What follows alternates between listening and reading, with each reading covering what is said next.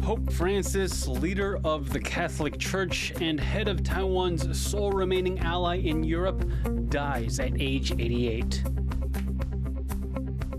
Prosecutors and alleged petition forgery. Taiwan's lawmaker recall battle heats up as rifts between political parties widen. Plus, friends in democracy, freedom, and human rights. Taiwan's legislature expands its Ukraine Friendship Association.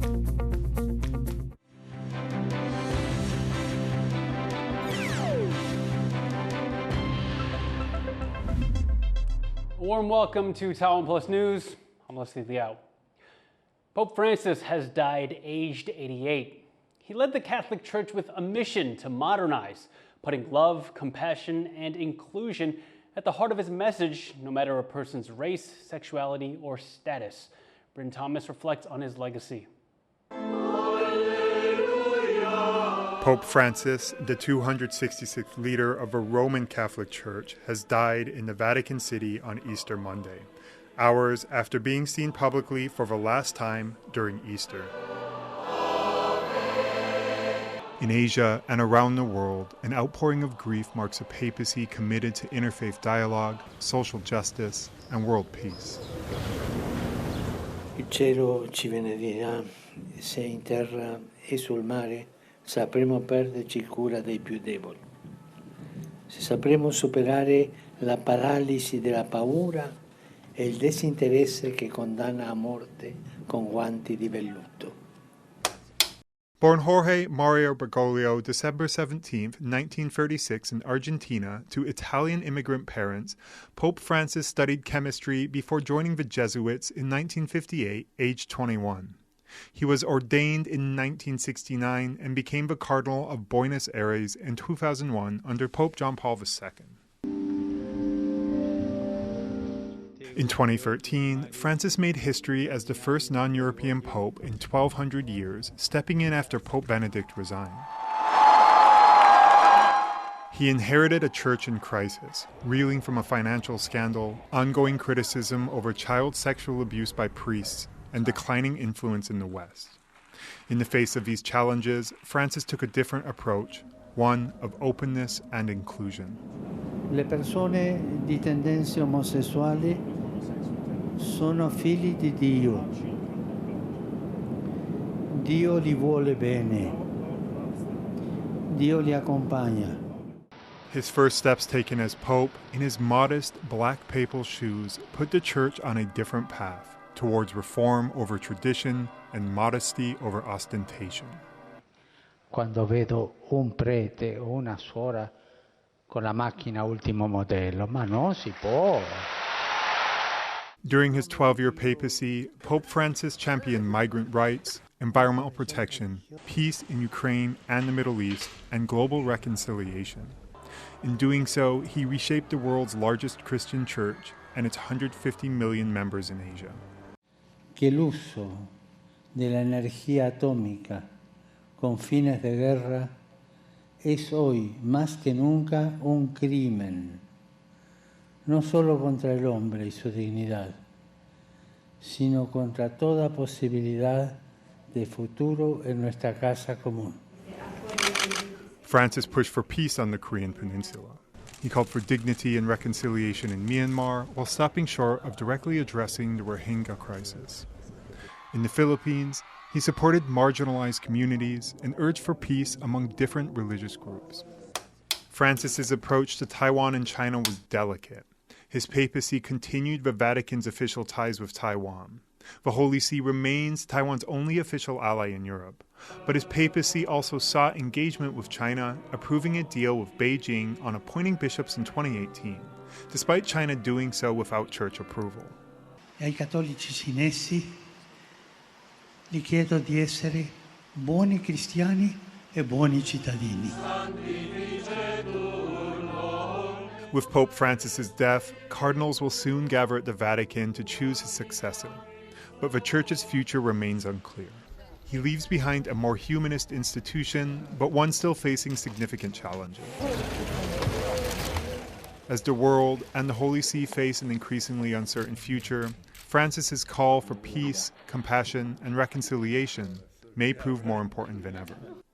Eason Pan and Bryn Thomas for TaiwanPlus. Taiwan President Liao has asked the country's embassy at the Vatican to send a message of condolence to the Holy See. The Foreign Ministry also says special envoys will be sent to attend Pope Francis's funeral. Prosecutors are stepping into the hottest political battle of the year, a mass recall campaign that could shake up the whole legislature. They say several recall petitions included forged signatures.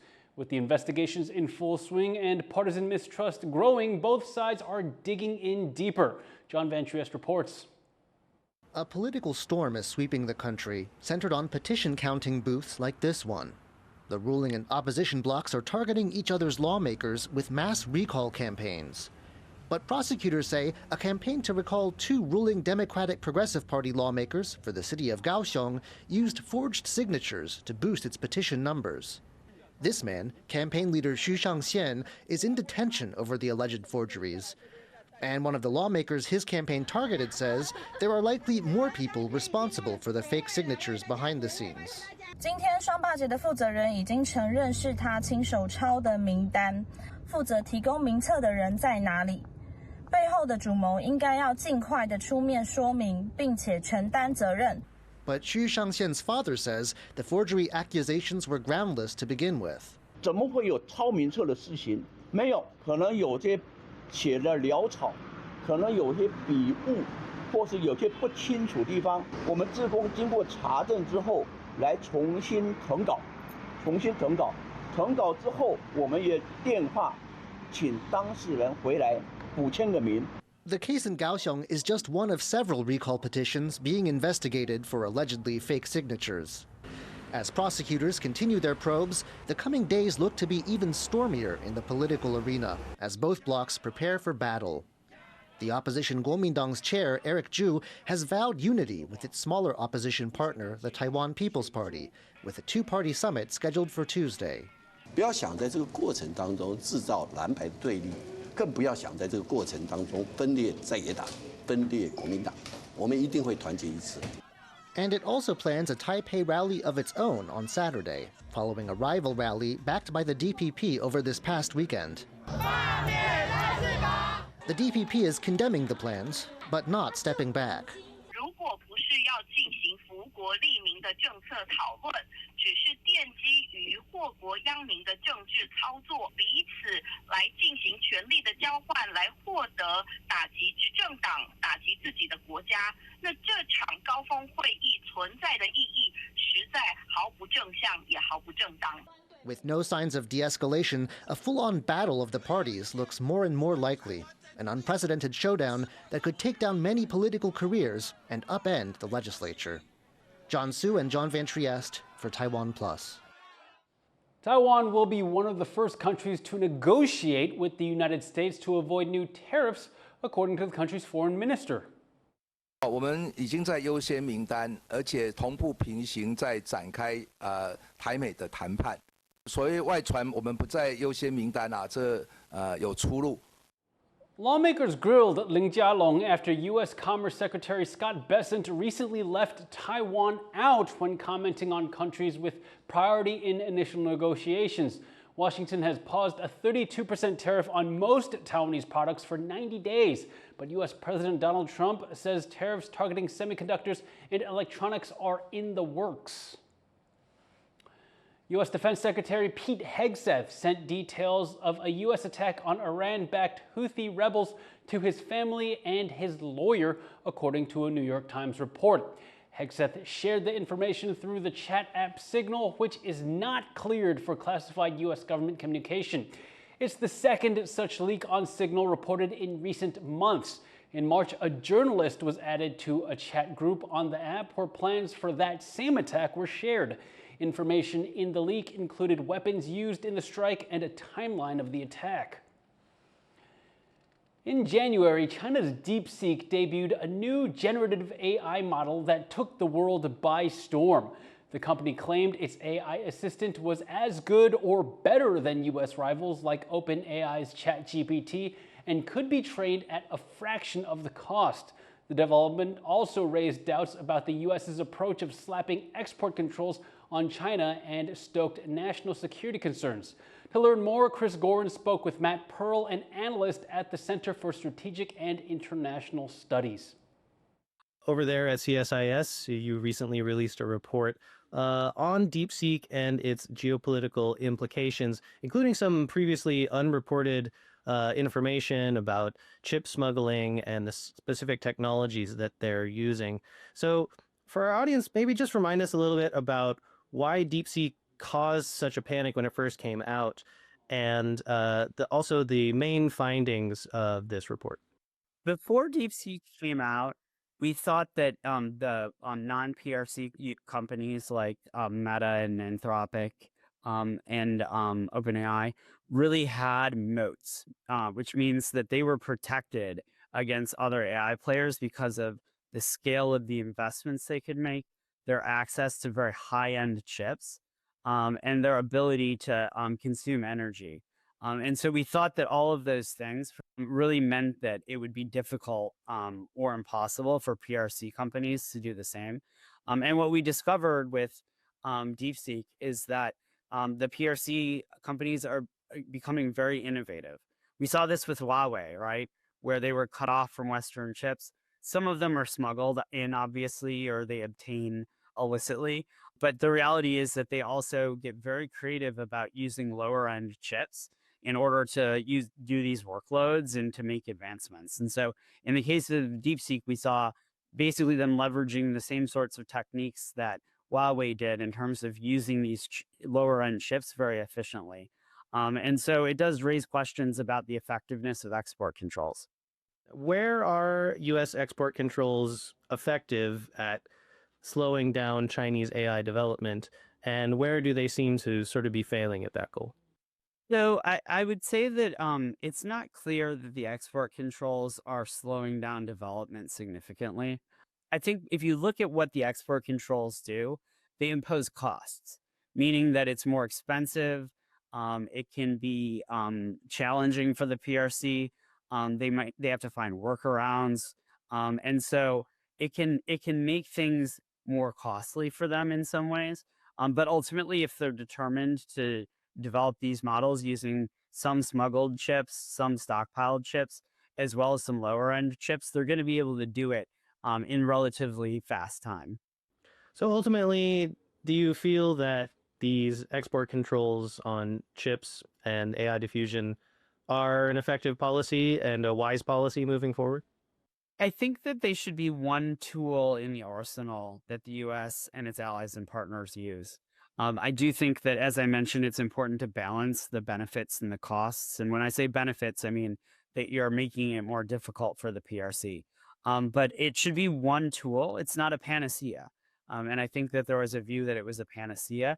You need to combine different tools, right? Like boosting production in U.S. allies and partners. You need to use R&D to make sure that we run faster and develop better technology than the PRC. We need to really protect our IP and ensure, there are all kinds of efforts, but we need to be careful about taking them too far. Simply put, do you think that DeepSeek is a national security risk? Yes, absolutely. Particularly because at this point, anyone can still use it. So it could be a vector for all kinds of things, spying. It would be very easy to use it to leverage a malicious cyber attack if the PRC wanted to. And so as well as misinformation and trying to do influence campaigns that change perceptions of the PRC. And it hasn't been banned in the US. Now, President Trump could ban it under the same law that Congress passed to ban TikTok. He would just have to determine that DeepSeek is a national security risk. When I speak to people in a lot of our allies and partners in those governments, it's a very similar situation to Huawei, which is they recognize this is a risk, they recognize the threat, but they're also worried about retaliation from the PRC. In the case of businesses, it presents risks of IP theft that they should really take into account once they're installing DeepSeek and using it on their IT systems. And it could be a vector for obtaining access to their actual operational technology. That was CSIS Strategic Technologies Program Director Matt Pearl. You can watch the full interview with him on Zoom In Zoom Out by visiting our website or YouTube channel. Coming up after the break, an iconic Philippine transport system faces an uncertain future. Stay tuned.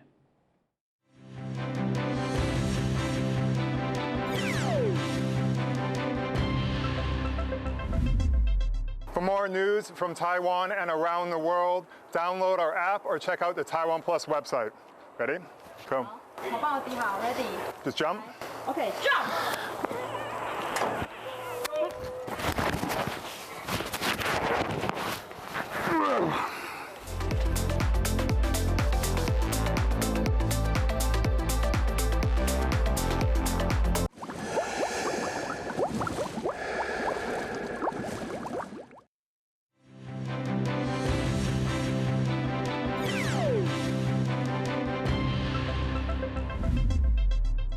Welcome back. You're watching TaiwanPlus News. A Vietnamese court has reduced the life sentence of property tycoon Trung My Lan to 30 years in prison. It comes after she appealed her conviction in a $17 billion money laundering case, saying it was an accident. In a separate case, Lan was sentenced to death for embezzling $12 billion and misappropriating another $27 billion from a major bank. She appealed that sentence in December, but it was upheld. Lawmakers in Taiwan are strengthening ties with Ukraine, welcoming new members of a parliamentary friendship association between the two countries, both of which face pressure from powerful neighbors. Tiffany Wong has more. The legislature is inaugurating new members of Taiwan's Parliamentary Friendship Association with Ukraine. That's a group of lawmakers from both sides coming together through shared values of human rights, freedom, and democracy. Since Russia's invasion of Ukraine in 2022, Taiwan has been a staunch supporter of Ukraine, pointing to parallels between the two nations' tense relations with larger neighbors. Taiwan and Ukraine may be geographically distant, but we are united by common purpose and shared vulnerability. We both stand on the front line of authoritarian regimes' pressures. That is why this parliamentary friendship group is not symbolic. It is strategic. It is a declaration that democracy do not stand alone. We are stronger together and we must act together. Slava Ukraine. Several advocates from Ukraine who helped coordinate the charter are also here in Taipei. They say more exchanges between Taiwan and Ukraine will make both countries more resilient. I think that right now the fact that we are here, Ukraine is still fighting on the front line, Taiwan is constantly working on increasing its security infrastructure and on establishing more and more connections with Ukraine. This is proof that we are strong and we will be even stronger in the future to defeat all threats. The new members of the friendship group are lawmakers representing Taiwan's legislature elected last year. Now these legislators are aiming to pick up that work, bridging ties between Taiwan and Ukraine on political, economic, and ideological fronts to fight for and maintain peace in their countries. Ryan Wu and Tiffany Wong in Taipei for TaiwanPlus. U.S. President Donald Trump says there could be a ceasefire deal between Ukraine and Russia within a week. But on the ground, both sides are accusing each other of breaking an Easter truce. Rosie Granger reports.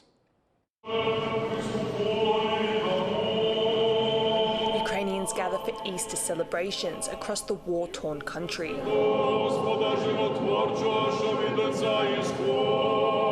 After Russian President Vladimir Putin declared a ceasefire on the holy day.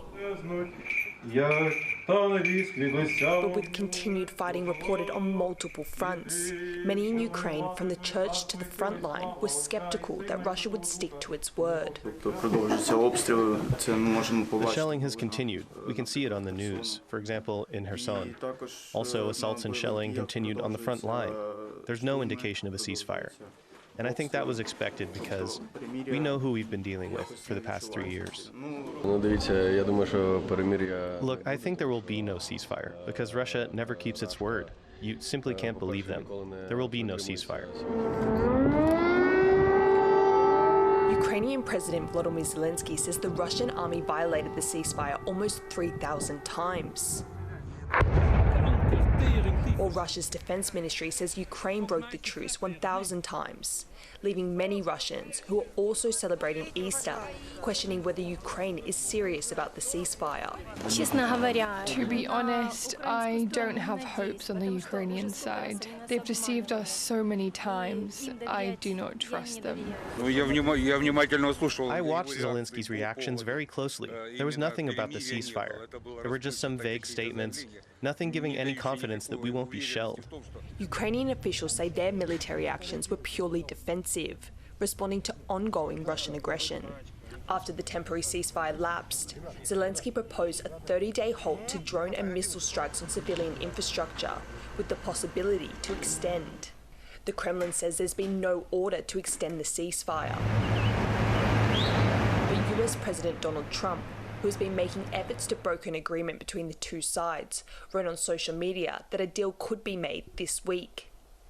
His optimism echoed by the United States Special Envoy to Russia and Ukraine, who said Trump's team would return to London this week for ceasefire talks. We talked about going forward with a potential ceasefire in the near term, and that's the reason we're returning to London this week to actually lock that down. And I think there's tremendous opportunities.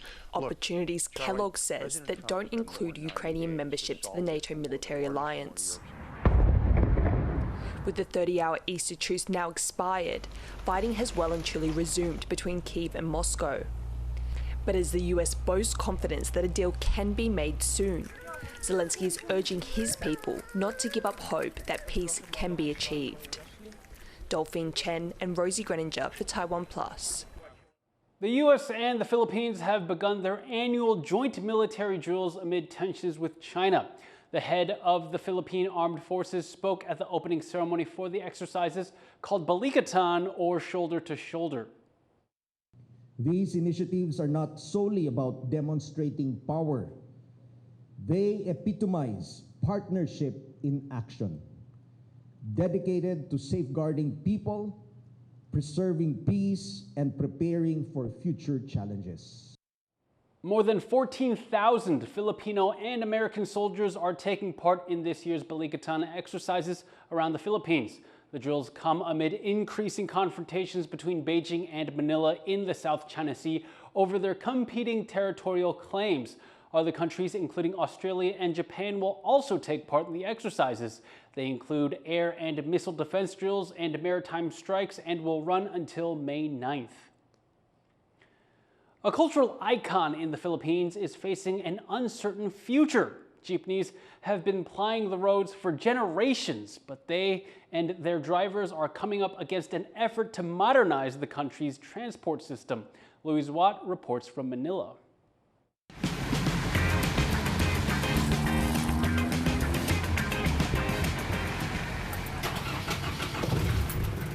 Jeepney driver Ray Escanilla has been ferrying passengers around Manila in this, his pride and joy, for over a decade. He earns some $10 a day, a good living, he says, for someone like him who never got to finish school. But the government is looking to phase out his source of income. So, traditional na sa Pilipinas ang jeep. So, kung papalitan nila, hindi lang kami ang apektado, kundi pati ang mga pasahero. Kasi pagka modern na, yung pamasahe mataas na. So sa jeep, parang pangmasa lang. Escanilla's jeepney is 20 years old, but its design dates back to the end of the Second World War, when Filipinos turned jeeps abandoned by US troops into passenger vehicles. Easy to fix, the diesel-powered jeepneys became a fixture in the Philippines, gaining the title King of the Road. To this day, in Manila alone, millions of people use them daily. There are around 200,000 jeepneys in the Philippines, but the government wants these gas-guzzling vehicles off the road. It's trying to replace them with modern minibuses to cut down on pollution. Many jeepney drivers are unhappy about the plan and fighting back. Piston, a group that represents them, says they can't afford to buy new vehicles without taking on a lot of debt. Magdudulot ito ng kawalan ng hanap buhay. Pangalawa, may posibilidad na yung mga pamilya ng driver ay gugutumin at hindi nila mapapag-aral ang kanilang mga anak. But not everyone is against the phase-out plan. Yes, this one. I drove this one. Yeah. When did you drive that one? About 65 years ago. Former jeepney driver Roberto Martin now operates 65 modern air-conditioned buses in Manila. His vehicles still run on diesel, but he says they're much cleaner than the jeepneys. We have to put this in the museum. That's my suggestion. Because as we modernize our transport sector, we have to forget all these old units. Martin believes the old-style jeepneys will eventually disappear from the Philippines' roads, but concedes it will take years. Successive governments have tried to phase out jeepneys, and while many have disappeared, it's clear that this iconic vehicle hasn't quite reached the end of the road. Luffy Lee, Joseph Wu, David Santos and Louise Watt in Manila for TaiwanPlus. Thank you for watching TaiwanPlus News. You can visit the TaiwanPlus website or follow our social media for more stories from Taiwan and around the world. Finally, check out NASA's oldest astronaut returning to Earth on his 70th birthday after his 7th-month mission to space. That's out of this world. I'm Liao. Take care and see you next time.